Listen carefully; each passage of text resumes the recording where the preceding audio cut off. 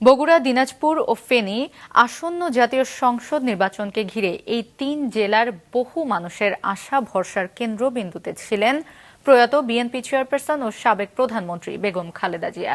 তবে নির্বাচনের প্রাক্কালে তার মৃত্যুতে জেলাগুলোর নির্বাচিত আসনগুলোতে বিএনপি মনোনীত প্রার্থীদের কাছে চাওয়া পাওয়ার নানা হিসাব নিকাশ করছেন ভোটাররা। তবে নিরাশ করছেন না কোনো প্রার্থী। জেলা রিপোর্টারদের পাঠানো তথ্য, ছবিতে ডেস্ক রিপোর্ট। আসন্ন জাতীয় সংসদ নির্বাচনে বগুড়া ৭, দিনাজপুর ৩ এবং ফেনী ১ আসন থেকে নির্বাচন করার কথা ছিল বিএনপি চেয়ারপারসন ও সাবেক প্রধানমন্ত্রী বেগম খালেদা জিয়ার। তবে তার অসুস্থতার কারণে ফেনী ১ আসনে দলের বিকল্প প্রার্থী রাখা হয় রফিকুল আলম মজনু, বগুড়া ৭ আসনে মোর্শেদ মিল্টন এবং দিনাজপুর ৩ আসনে সৈয়দ জাহাঙ্গীর আলমকে।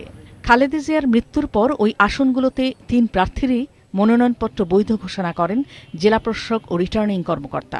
দেশনেত্রী বেগম খালেদা জিয়া মনোনয়নপত্র দাখিল করেছিলেন, কিন্তু গত ৩০ তারিখে তিনি ইন্তেকাল করায় সেই কাজটি ইতিমধ্যেই নির্বাচন কমিশনের পক্ষ থেকে রিটার্নিং অফিসার এবং আমাদের মাননীয় জেলা প্রশাসক সেটির কার্যক্রম আইন অনুযায়ী যেটা সেটিকে সমাপ্তি করেছেন।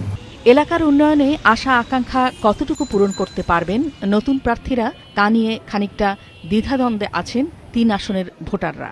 যারা আছেন এদের কাছ থেকে জনগণের আশা আকাঙ্ক্ষা থাকলেও আগামীতে এরা কতটুকু জনগণের আশা আকাঙ্ক্ষা পূরণ করতে পারবে সেটা সন্দিহানের বিষয়। খালেদা জিয়া প্রার্থী হলে সবচেয়ে যে আশা আকাঙ্ক্ষাটা ছিল আর সেই তুলনায় একটু হলেও কম এখানে আশা আকাঙ্ক্ষিত হচ্ছে।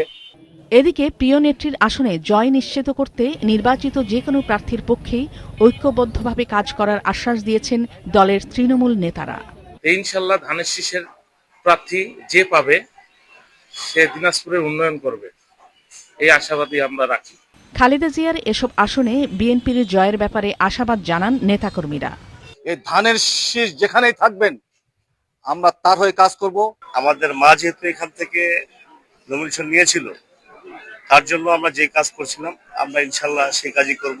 অন্যদিকে প্রয়াত চেয়ারপারসন বেগম খালেদা জিয়ার সুনাম অক্ষুণ্ণ রাখার কথা জানিয়েছেন বিএনপি মনোনীত প্রার্থীরা। আমরা একসঙ্গে কাজ করতে চাই।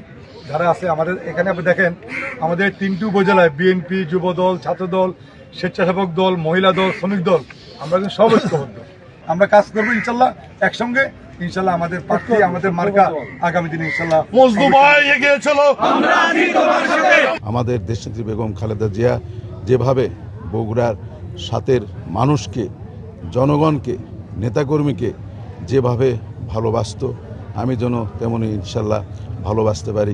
দিনাজপুরের উন্নয়নের জন্য, দিনাজপুরবাসীর উন্নয়নের জন্য এই দিনাজপুরবাসী ইনশাল্লাহ বাংলাদেশ জাতীয় দলের প্রার্থীকে ধানের শীষ মার্কায় আগামী 12 তারিখে আবারও বিশাল বিপুল ভোটের ব্যবধানে নির্বাচিত করে আনবেন। ১৯৯১ সাল থেকে নির্বাচনের মাঠে বরাবরই অপরাজেয় ছিলেন সদ্য প্রয়াত বিএনপি চেয়ারপারসন এবং সাবেক প্রধানমন্ত্রী বেগম খালেদা জিয়া। নাদিয়া আফরিন, মাছরাঙা নিউজ ডেস্ক।